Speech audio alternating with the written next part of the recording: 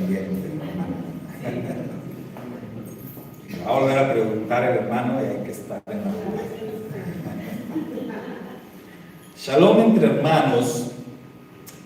Dentro de la Parashá Vayehi, al final, prácticamente, al final de la Parashá, aparece otra vez la situación, el tema, digamos, del problema aquel entre Yosef y sus hermanos.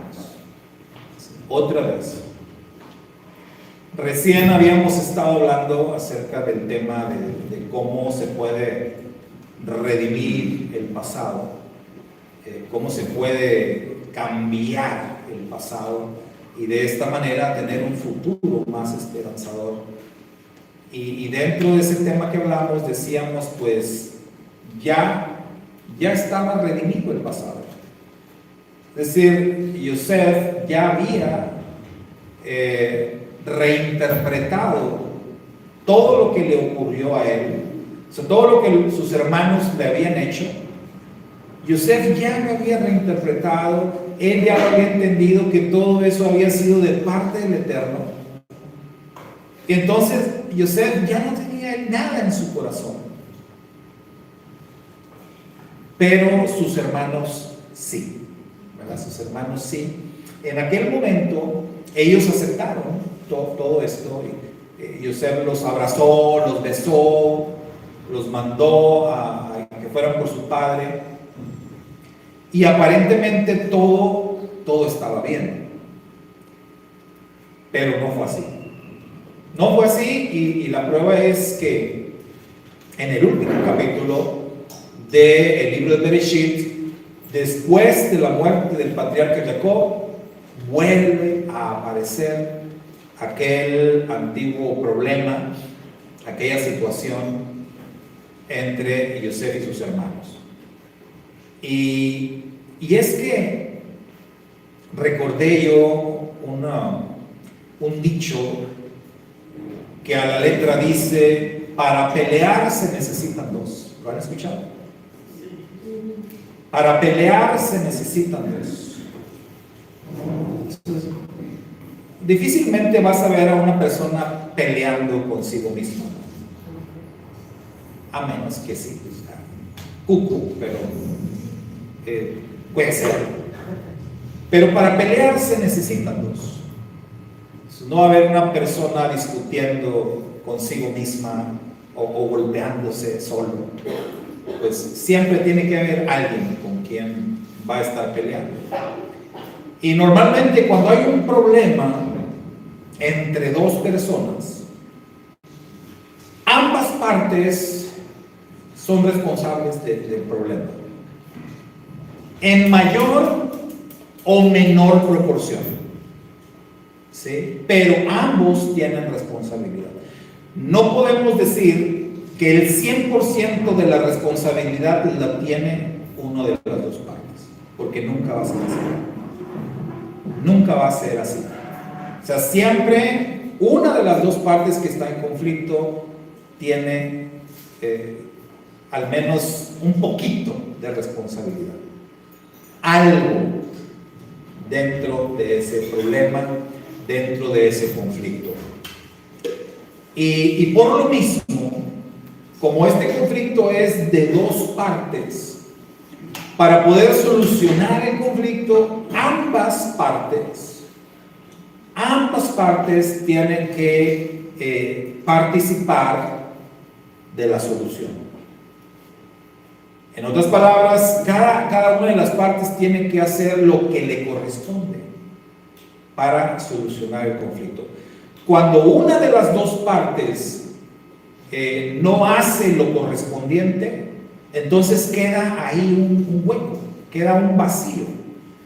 Y entonces el conflicto se medio arregló.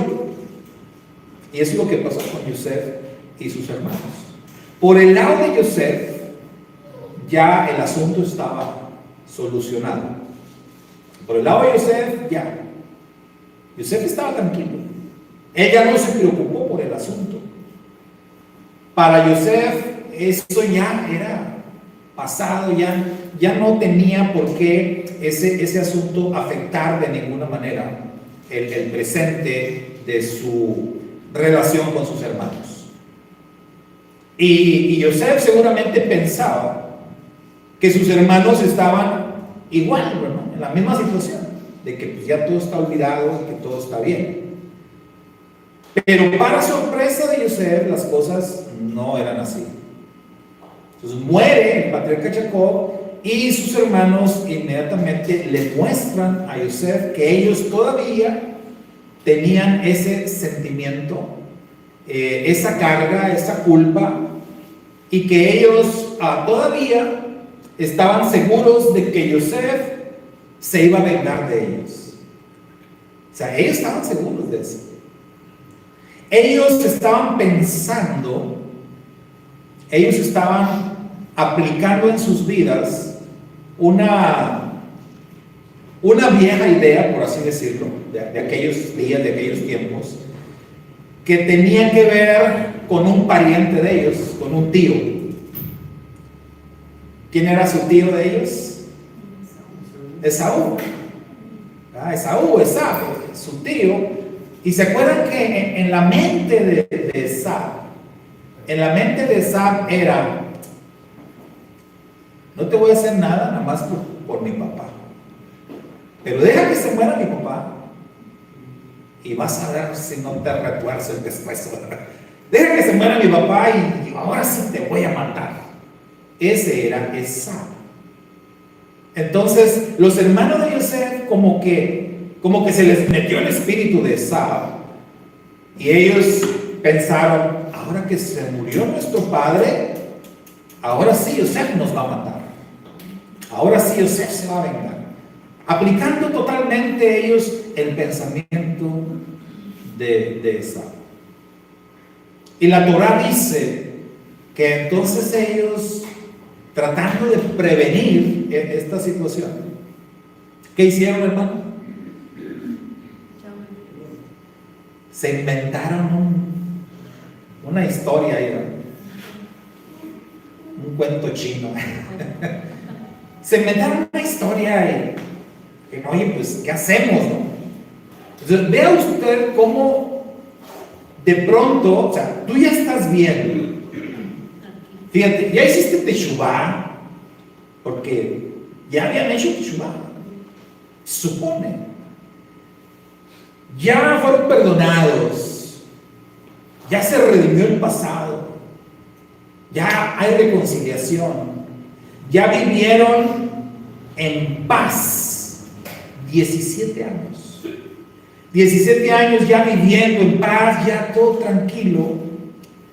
Y cómo de pronto alguna situación, alguna circunstancia viene y cambia y da un giro con todo lo que está pasando en tu vida, y aparece el viejo hombre, porque este es el viejo hombre, esta es la vieja naturaleza otra vez saliendo.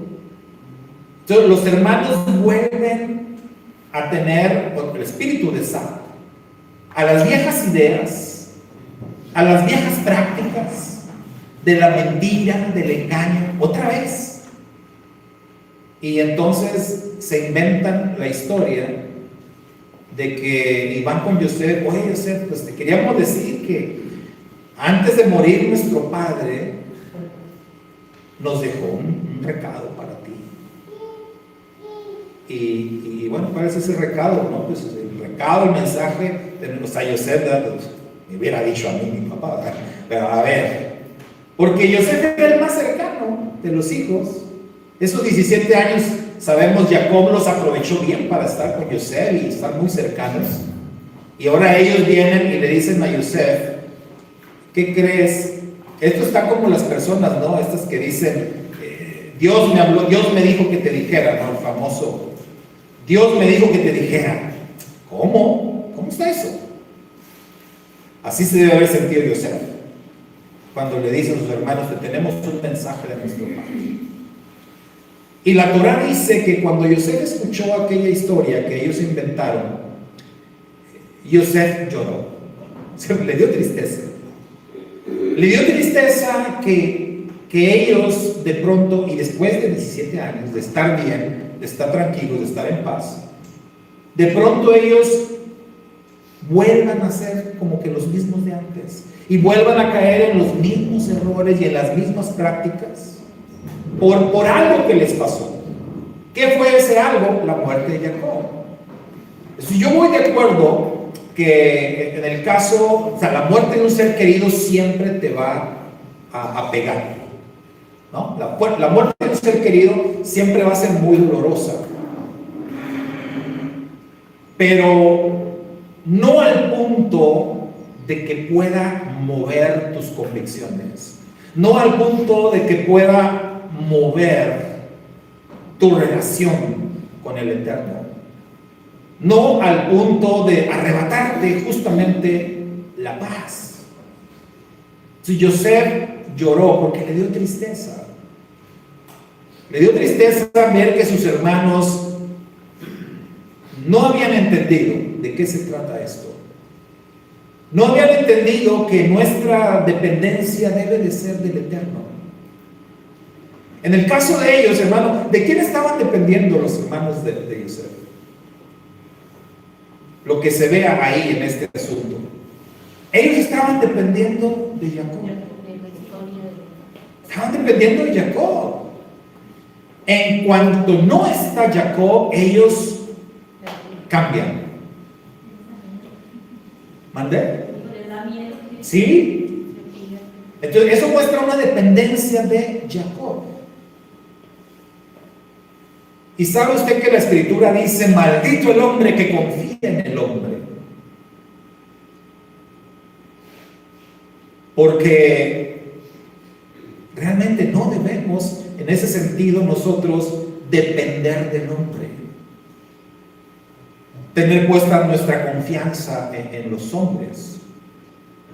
Y no estoy diciendo que nunca vamos a confiar, no, claro que sí. Pero como dijo alguien por ahí, confiar es bueno, no confiar es mejor. O sea, no vas a poner tu confianza, tu dependencia en el hombre. Porque si tu fidelidad al Eterno, si tu fidelidad al Eterno va a depender de otras personas, entonces no está segura, no está firme, nunca va a estar firme. Si tú estás mirando a otra persona y de esa persona depende que tú seas fiel y obediente al Eterno, vas a fallar. En los inicios, cuando yo empezaba en mi caminar con el Eterno, allá por 1995, 96, por aquellos años, una persona me dijo, y yo creo porque me vio así muy entusiasmado, como admirándolo, porque luego a todos nos puede pasar, que conoces a algún hermano, alguna hermana, y te entusiasmas y lo ves como un modelo a seguir, y lo admiras y todo esto.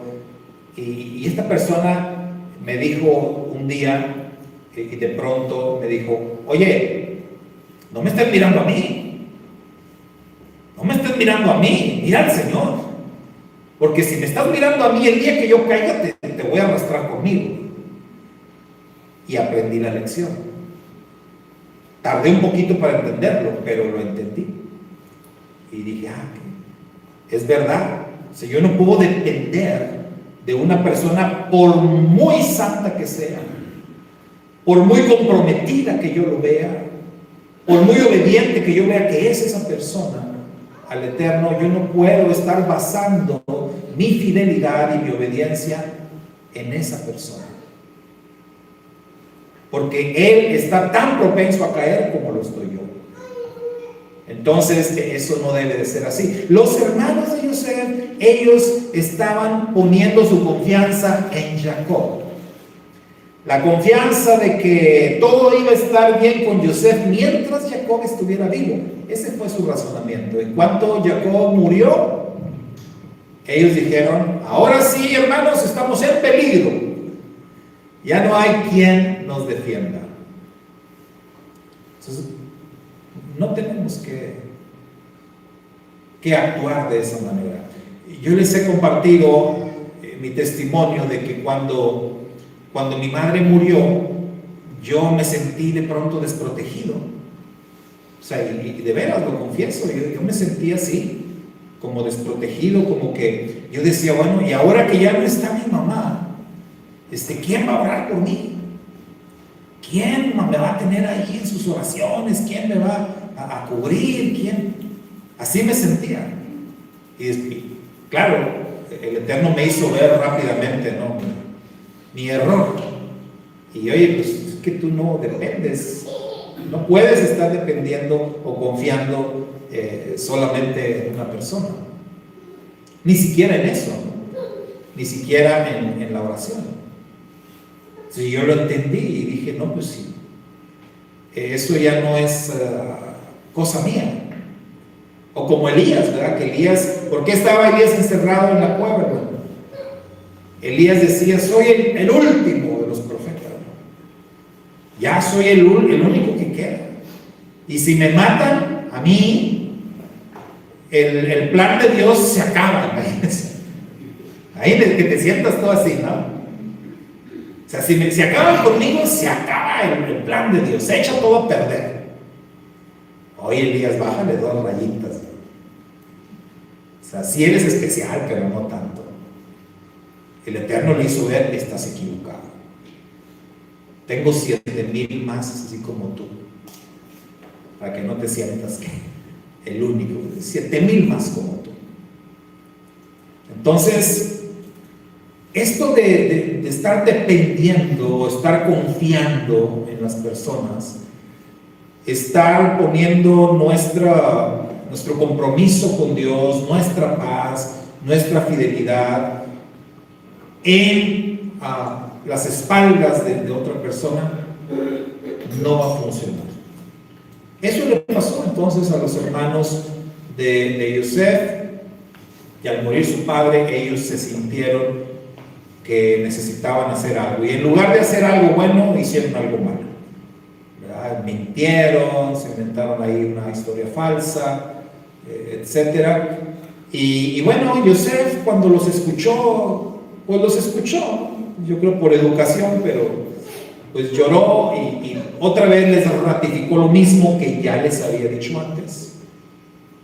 Esto no es cosa de ustedes, no fue cosa de ustedes, como haciéndoles ver también, ni se crean tan importantes, porque ni para bien ni para mal nos debemos de sentir tan importantes.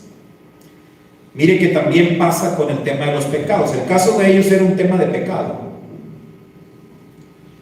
Algunos cometimos en nuestro pasado pecados graves, pecados muy graves, que pasa el tiempo y después de mucho caminar en los caminos del Eterno, de pronto te puede pasar que esos pecados graves que cometiste hace 10, hace 15, hace 20, hace 30 años o más, vienen a atormentarte o a tratar de atormentarte. Y si tú permites que esos pecados te atormenten, o el recuerdo de esos pecados te atormenten, o te muevan el tapete, ¿no?, como se dice vulgarmente, algo está mal. Algo está mal en tu vida. ¿Por qué? Porque eso ya no debe de pasar. Ya no debe de pasar. Ya no te debe de mover el piso. Ya no te debe de inquietar. Porque entonces te estaría pasando lo mismo que los hermanos de Yosef. Estarías dudando. En el caso de los hermanos de Yosef, su redentor era Yosef. En el caso nuestro redentor es Yeshua. Y si nosotros dudamos, ¿de quién estamos dudando? De Yeshua, de su obra, de lo que Él hizo por nosotros. Entonces, es algo en lo que tenemos que tener cuidado. Ahora, puede ser que esa inquietud venga por alguna razón. Y esa razón puede ser porque nosotros sintamos que no hemos hecho lo suficiente. Cuando una persona ha cometido pecados graves, como dice la Escritura, al que mucho se le perdona, ¿qué cosa? Mucho ama. Entonces, cuando tú has sido perdonado de cosas así muy fuertes, muy graves, tratas, te esfuerzas por compensar aquel mal que hiciste, como el caso del Rab Shaul. El Rab Shaul, después de su encuentro con Yeshua, él comprometió su vida para servir a Yeshua, como él lo escribe, ¿no? Con todo su ser, servirle cada día de su vida. Y el Rab Shaul decía: soy deudor, estoy en deuda, y él no sabía, y él se sentía que todavía le faltaba. Ahora, él estaba consciente, hermano, no crea que no, él está consciente que este es un asunto de gracia. Él no está tratando de pagar por la redención, por supuesto que no. Pero también él está sintiendo que tiene una deuda muy grande. Porque cuando tú has recibido un regalo tan grande como la redención, como el perdón, entonces tú sientes un gran agradecimiento. Algo de lo que vamos a hablar en la próxima parashá, que lo vamos a ver ya cuando entremos en el libro de Shemot, va a ser precisamente, tiene algo que ver con esto. Porque el libro de Shemot, cuando comienza, dice algo que es muy importante. Dice que la gente de Egipto se olvidó de Yosef. Fíjense, se olvidaron de Yosef. ¿Cómo puede ser esto? O sea, cuando tú realmente entiendes quién fue Yosef y lo que hizo Yosef, ¿cómo te vas a olvidar de Yosef? ¿Cómo se llama eso? Ingratitud. Ingratitud es una cosa horrible. Pero bueno, es parte de la naturaleza humana. Sí, los seres humanos somos ingratos por naturaleza. Los seres humanos tenemos la tendencia a olvidarnos de los beneficios que hemos recibido. Por eso somos exhortados por la Escritura. Allá en el Salmo Tehillim 103, ¿se acuerda que dice? Bendice, alma mía, Hashem, y bendiga todo mi ser su santo nombre. Bendice, alma mía, al Eterno, y no olvides ninguno de sus beneficios. Ninguno. Pero nosotros somos dados a olvidarnos de esos beneficios. Cuando nosotros no nos sentimos ya beneficiados, empezamos a olvidar. Sí, empezamos a olvidar.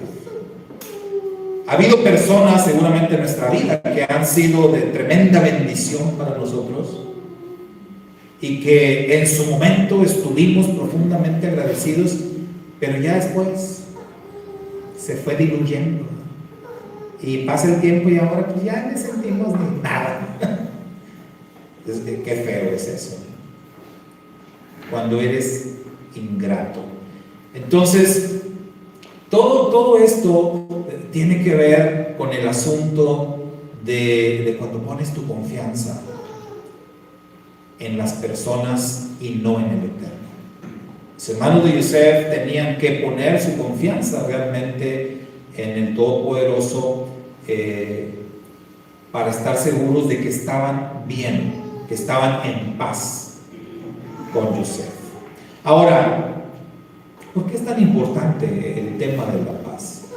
¿Por qué es que tiene que haber shalom entre los hermanos? Decíamos anoche que aquí hay una transición importante entre Génesis y Éxodo. Y Génesis cierra con la muerte de Yosef. y Éxodo comienza con, estos son los nombres, y retoma el tema de cómo llegaron los hijos de Jacob a Egipto. Y luego va a decir, pero la gente se había olvidado de José. Entonces eso cambió todo. El pueblo de Israel se convierte en esclavo y comienza el plan de rescate. Porque en Shemot lo que vamos a ver es la redención. Shemot es el libro de la redención. Entonces, cuando termina Génesis y va a empezar Shemot, podemos hacer esa conexión de que el estar en paz o la paz, el shalom, es como una preparación para la redención. Tenemos que estar en paz para poder ser redimidos. Ese es el mensaje que nos manda el cierre de Bereshit, de Génesis, para entrar a Shemot. Tenemos que estar en paz, tenemos que tener en paz para ser redimidos. ¿Saben ustedes que la palabra paz, shalom en hebreo, es una palabra que aparece muchas veces en las Escrituras? Por ahí casi 400 veces aparece en las Escrituras. Entonces, cuando una palabra aparece muchas veces, es importante. Entonces, no solamente con el número de ocasiones, pero también tiene que ver las ocasiones en donde se aparece, en relación a qué aparece. Y la palabra paz es una palabra muy importante dentro de las Escrituras. Y es tan importante que incluso Shalom es, digamos, uno de los títulos que recibe el Mashiach de Israel. Él dice, según el profeta Isaías, el Mashiach es un emisario de paz o un príncipe de paz. También dice el profeta que el reino venidero es un reino de paz. O sea, así de importante es la paz. Y el tema de la paz es un tema rico, es un tema profundo, es un tema abundante en las Escrituras. La paz interior. O sea, no hay nada como tener paz interior. ¿Están de acuerdo? Cuando tú estás perturbado, hermano, es horrible estar perturbado, ¿sí o no? Es horrible estar perturbado, es horrible estar preocupado, es horrible sentirte estresado, tensionado. O sea, no poder relajarte es algo, no poder dormir, imagínense. Una de las peores cosas en la vida, sin lugar a dudas, es no poder dormir. Y si no poder dormir así, a gusto, tranquilo, que digas tú, oye, ya es hora de dormir, ya es hora de dormir, irte a la cama, poner tu cabeza en la almohada así y a gusto dormirte tus 6, 7, 8 horas, lo que duermas, ¿no? Pero así a gusto, sin despertar. Eso es fabuloso. Pero ¿cuántos acá tienen problemas para eso?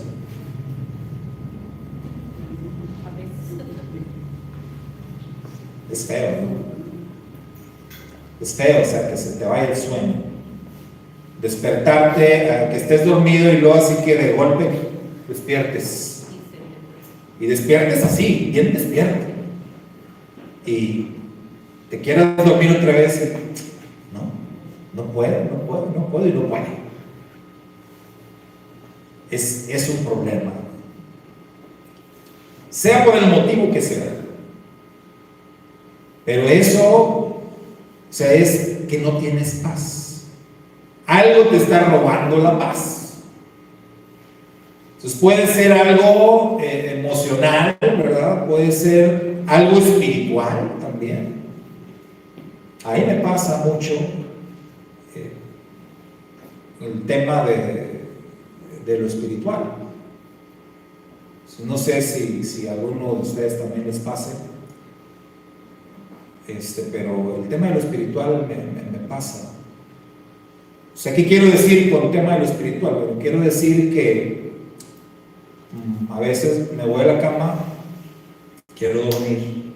O sea, a veces estoy acá en la sala de la casa y ya me estoy durmiendo ahí, no, ya me voy a dormir a la cama. Y llego a la cama y según me voy a dormir y no puedo. Y entonces, cada que cierro los ojos, literal, cierro los ojos y en mi mente vienen muchas imágenes de muchas cosas, como flashazos y voces. Y yo sé que es espiritual, yo sé que es ataque, ¿no? O sea, estoy bajo ataque. Entonces, ya me la sé, entonces, bueno, arriba y te regreso a la sala. O puedo estar ahí también, me puedo quedar ahí y estar orando ahí, pero yo sé que esto va para largo, entonces porque mi esposa ella está bien dormida, ¿no? El pleito es conmigo, entonces ya me voy, pero sí me pasa, ¿no? Son voces, son imágenes en la mente, imágenes horribles, ¿no? O como les decía también, sueños, ¿no? Sí me duermo, pero ahí vienen los sueños. Y sueños igual, perturbadores y todo esto. Entonces, te roba la paz.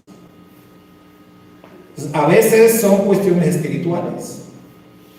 A veces son cuestiones emocionales.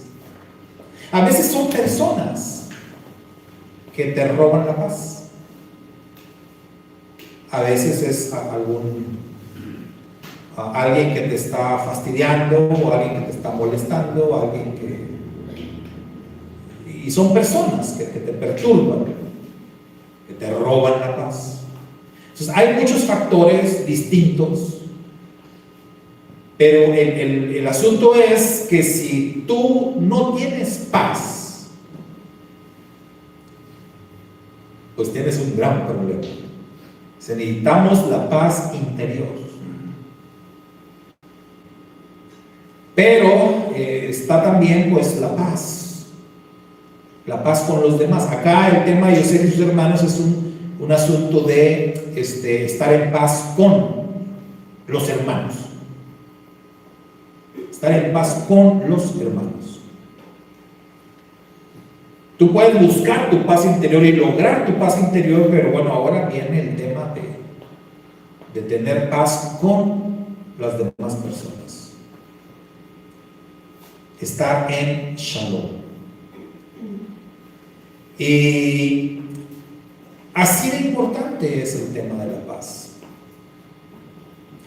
O sea, no es nada más un saludo, porque siempre decimos Shalom, Shalom, Shalom para acá y Shalom para allá.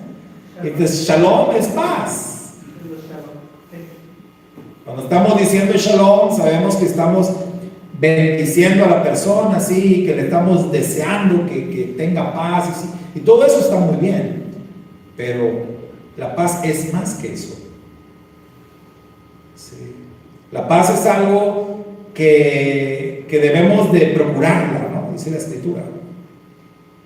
Debemos cuidarla, debemos procurarla. Incluso dice que debemos, ¿qué, hermanos? Seguirla. Buscarla, porque dice la Escritura, busca la paz y cuando la encuentres, ¿qué dice? Síguela, síguela y no la sueltes, porque es bien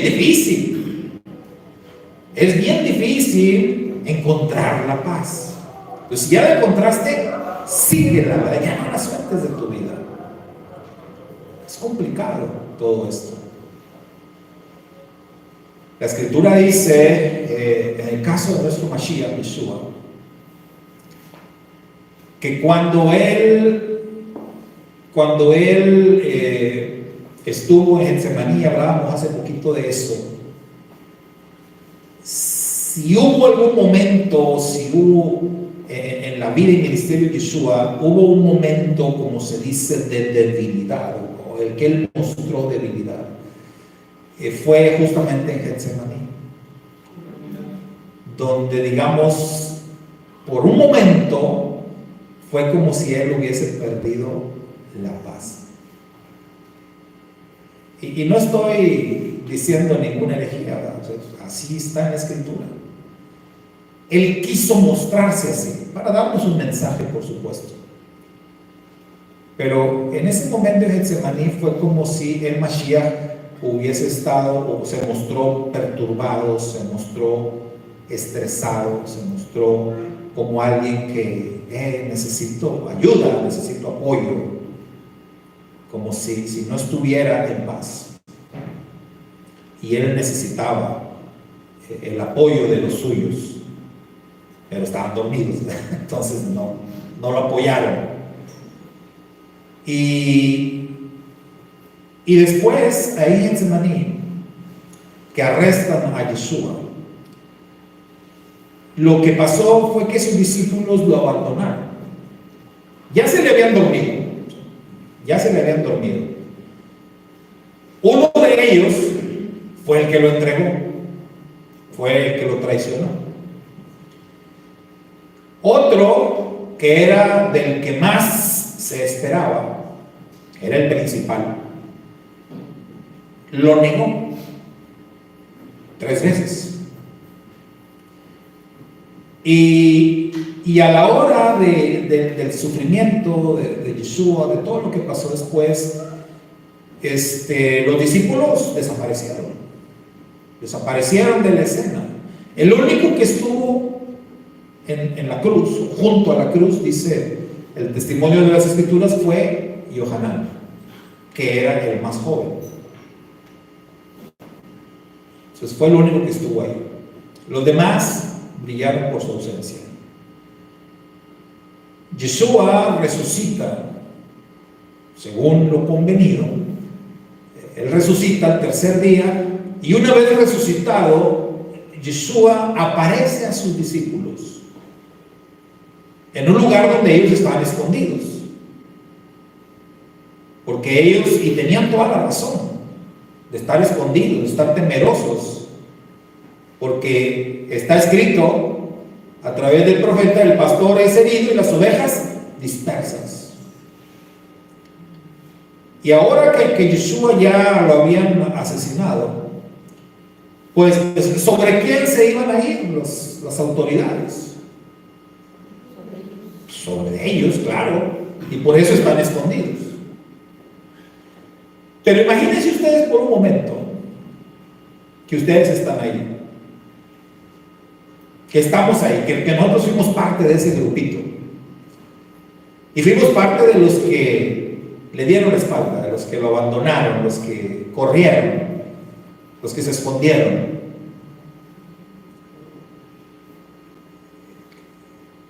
¿Qué habrán sentido? Ahí en aquel lugar donde estaban ellos escondidos. ¿De qué han de haber estado hablando? ¿Qué han de haber dicho?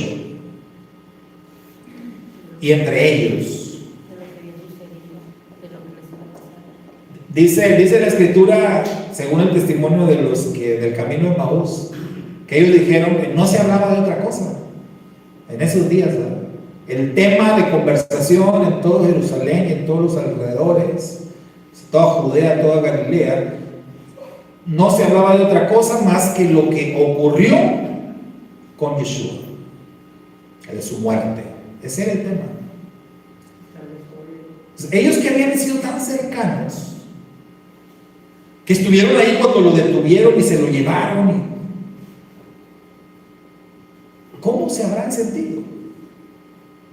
¿Y de qué estarían hablando? Entonces yo imagino que quizás hasta estaban peleando, quizás hasta estaban discutiendo, quizás hasta se estaban echando la culpa unos a otros. Ya ves, ¿te acuerdas? Por eso te dije, tú Pedro, tú que lo negaste, y ustedes dónde estaban, todos corrieron, y no sé. Pero lo que sí estoy seguro es que ellos no tenían paz. Ellos no tenían paz, no podían estar en paz después de todo lo que pasó y de sentirse culpables. La escritura dice que Yeshua les apareció ahí, donde ellos estaban, dentro de ese lugar, dentro de esa casa, y se dirigió a ellos con el saludo tradicional hebreo y les dijo: Shalom Aleichem. Pero esas palabras de Yeshua en ese momento eran más que un saludo, eran mucho más que un saludo. Como está traducido, ¿no? Paz a vosotros, o la paz sea con ustedes. ¿Qué necesitaban ellos, los discípulos, en ese momento?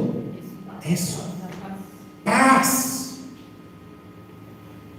Necesitaban paz y estar en paz con Yeshua. Ellos en ese momento eran como los hermanos de Yosef. O sea, la escena del último capítulo de Génesis es una escena muy parecida con Yeshua y sus discípulos después de la resurrección. Y por eso Yeshua les dice: paz a vosotros. Y así como Yosef les da el discurso a sus hermanos, diciéndoles: miren, todo lo que pasó fue porque ese era el plan del Eterno. Todo lo que ustedes sintieron y que me vendieron, y todo eso fue un plan del Eterno. Y Yeshua a sus discípulos también les empieza a decir y les empieza a recordar: oigan, acuérdense, yo ya les había hablado de esto. Este es un tema que ya estaba hablado entre ustedes y yo, pero parece que no lo entendieron, o parece que ya se les olvidó. Entonces es necesario recordar. Y Yeshua les dice: todo esto ocurrió porque así estaba escrito, así tenía que pasar. Entonces ya no es aquí tiempo de estar ni discutiendo ni echando culpas uno al otro, que si tú, que si aquí. No, esto tenía que ser así, y así fue. Pero lo que sí necesitamos es que haya constancia de lo que va a pasar de aquí en adelante. Y había un discípulo ahí medio incrédulo, ¿verdad? ¿Quién era? ¿Y qué había dicho Tomás?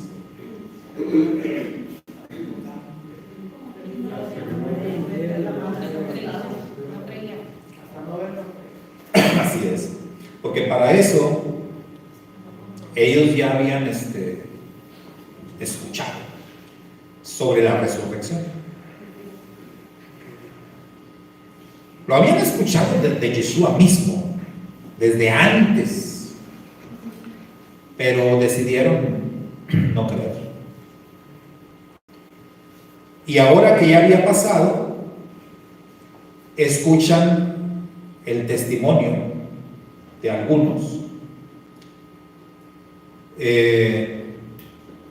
pero no lo habían visto. Entonces, ¿quién sí lo había visto? María de Magdala. Ella sí lo había visto, y ella les había dicho, pero ellos pues querían creer, pero ese Tomás era duro, no, yo hasta no ver, no creer. ¿Cuántos como Tomás aquí?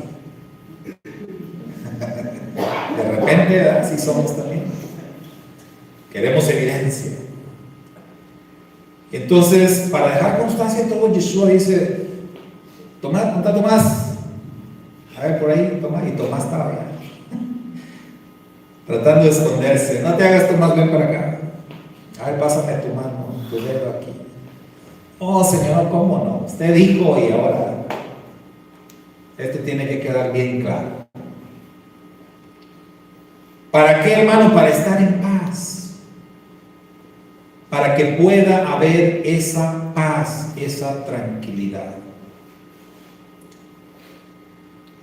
La redención no se puede completar, no se puede cumplir si no tenemos paz los unos con los otros. La Escritura dice que debemos estar en paz los unos con los otros. Si revisáramos todas esas veces que le digo que aparece en la Biblia la palabra paz, no, hombre, podemos enriquecernos tremendamente sobre cómo aplicar el término de la paz. Pero básicamente es tener paz contigo mismo, tener paz con el prójimo. Acuérdense, la palabra prójimo es el que está más cerca. Entonces debes de tener paz con los que están más cerca de ti. Esto es esposo, esposa, padres, hijos, hermanos. Porque pues, ¿de qué sirve que digas, no, yo estoy en paz, yo estoy en paz con los compañeros de trabajo, pero no estoy en paz con mi familia? ¿Cómo? Entonces tenemos que tener paz con nuestros prójimos, entendiendo lo que eso significa. Desde el que está más cerca y ahí nos vamos. ¿Sí? Tenemos que tener paz, como dice por ahí un canto, ¿no? En medio de la tormenta. O sea, también tenemos que tener paz en medio de la prueba. O sea, ¿cómo se puede hacer esto? Pues yo no sé, pero sí se puede. Yo solo sé que cuando el Eterno te da esa paz, tú puedes realmente disfrutarla. Entonces, aún en medio de la situación, aún en medio del conflicto, aún en medio de la prueba, vas a disfrutar de la paz. Entonces, acuérdense, ¿qué hace el águila? Vuela arriba de la tormenta. Se desata una gran tormenta, rayos y todo, y el águila es un ave que lo que hace es empezar a volar y elevarse, hasta que la tormenta queda abajo y el águila, ¿de qué se preocupa? Está encima de la tormenta. Y esa es la paz que sobrepasa todo entendimiento, la paz que viene del Eterno. ¿Sí? Entonces, esa es la paz que el Eterno espera de nosotros. La Escritura, algo que dice con frecuencia también, es de que cuando los escogidos del Eterno mueren, algo que dice la Escritura, dice es que mueren en paz. Esto es bien importante también. Poder morir en paz. Decimos mucho eso, ¿no? Hasta las tumbas, las lápidas, eso le ponen que descanse en paz. En español, en otros idiomas son otras letras, ¿no? Que descanse en paz. En el judaísmo no dicen eso, ellos dicen otra cosa. Ellos dicen, ¿cómo es en hebreo? Baruch Dayan Emet, dicen ellos. Cuando una persona muere, o sea, ellos no te dicen que descansen en paz, ellos dicen Baruch Dayan Emet, que quiere decir bendito es el juez verdadero. El pensamiento es muy distinto.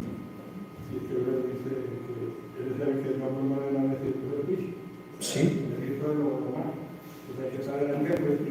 O sea, esa es la realidad. Esa es la realidad. De que cuando mueres, vas a estar frente al juez. Por eso ellos dicen Baruch Dayan Emet.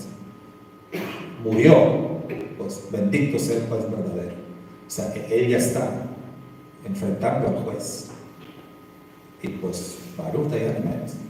si hiciste lo correcto, vas a estar en paz. Pero pues descansa en paz, pues yo no sé, ¿verdad? O sea, baruda,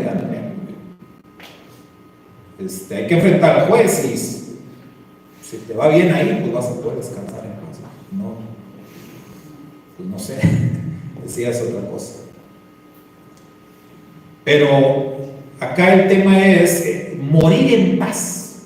O sea, no después de la muerte, sino antes de morir, que puedas morir en paz, que te puedas ir en paz, tranquilo,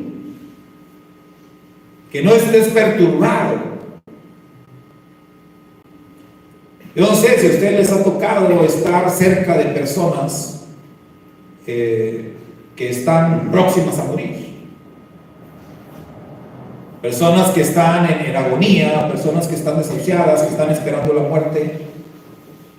Y cómo se comportan esas personas. Pero la muerte es distinta, ¿no? En cada caso. Pero si te toca convivir con alguien así, pues, ¿cómo enfrenta esa persona a la muerte? ¿Cómo la vas a enfrentar? ¿Con miedo? El miedo es normal. El miedo siempre es algo natural. Pero no es lo mismo miedo a pánico. Lo mismo.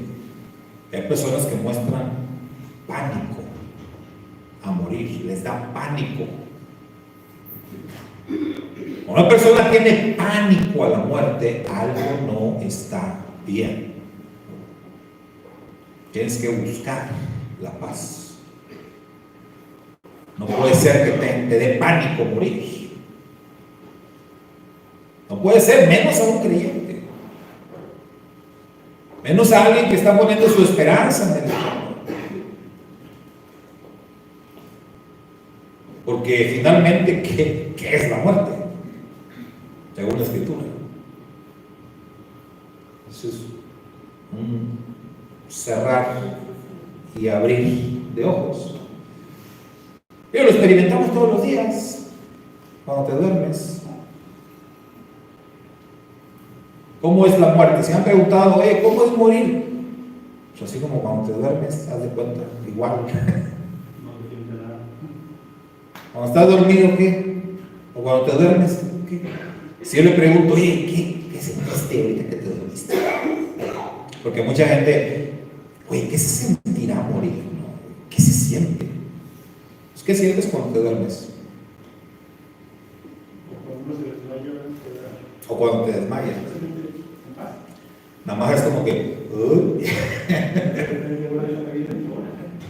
No, lo feo es cuando tienes alguna enfermedad que es dolorosa, que la sufres, es otra cosa. Eso sí, es algo de temer, ¿verdad? Pero la muerte en sí, nada más un cerrar y abrir de ojos. Entonces no es algo que deba causar pánico. La muerte es como la respiración. ¿Cómo qué? Como la respiración, uno siente horno pero respira. Sí. Y se muere uno y tampoco siente nada.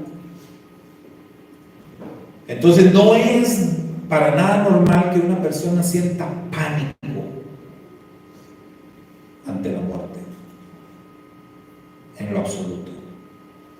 La Escritura dice que cuando un creyente, un elegido del Eterno, está cercano a morir, se muere en paz. Se va en paz. Se va tranquilo. Se va confiado. Así es la paz. La paz nos prepara para la redención final. Por eso tenemos que procurar estar en paz, los unos con los otros. Así como Yosef procuró la paz con sus hermanos. Y finalmente ahí en Génesis pues se logró. ¿Verdad? Se logró el propósito y por fin los hermanos de Yosef pudieron estar en paz. Así como los discípulos también pudieron sentirse tranquilos y pudieron estar en paz y vivir en esa paz. Así nosotros también. Tenemos que buscar la paz, nuestra propia paz, pero buscar también la paz con nuestros prójimos. ¿Por qué? Porque si no disfrutamos de esa paz, si no tenemos esa paz, no estamos preparados para la redención final. No estamos preparados para lo que viene. Así que, mis hermanos, pues busquemos esa paz que viene del Eterno y preparemos así el camino hacia la redención final. Shabbat Shalom. Shabbat Shalom para todos. Que la bendición del Eterno sea con cada uno de nosotros, con cada uno de nuestros hermanos que nos han acompañado también a la distancia.